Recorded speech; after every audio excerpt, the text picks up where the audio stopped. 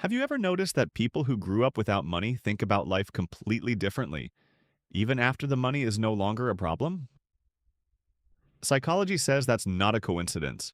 Growing up poor doesn't just shape your bank account, it rewires the brain. 1. Scarcity mindset. Psychologists call this the scarcity mindset. When the brain spends years operating in an environment where resources are limited, it learns to treat everything as temporary. Food, money, safety, all of it feels like it could disappear at any moment. As adults, this shows up as difficulty spending, hoarding resources, or feeling anxious even when finances are stable. The brain learned to survive on less. It just never got the signal that things had changed. 2. Hypervigilance around money research shows that growing up in financial stress activates the brain's threat detection system, the amygdala, more frequently. Over time, money becomes associated with danger, not opportunity.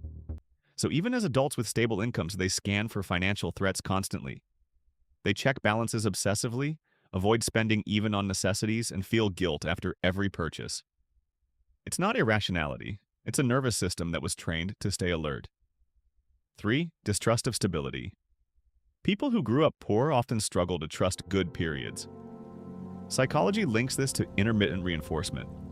When comfort and hardship alternated unpredictably in childhood, the brain never learned to relax during the good times. So they wait for something to go wrong. They can't fully enjoy stability because their past taught them it never lasts. 4. Deep loyalty and guilt. Growing up in scarcity often builds intense loyalty to the people who struggled alongside them. But it also creates guilt. Guilt for succeeding when others didn't, guilt for spending on themselves, guilt for wanting more. Psychologists call this survivor's guilt applied to class mobility. Moving up feels like leaving people behind. 5. Extraordinary resilience. Psychology consistently shows that people who grew up navigating financial hardship develop stronger problem-solving skills, higher frustration tolerance, and deeper empathy than those who didn't.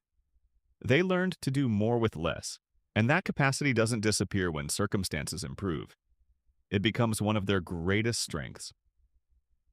If you grew up poor, psychology doesn't call you damaged. It says your brain adapted to a difficult environment and built tools most people never develop.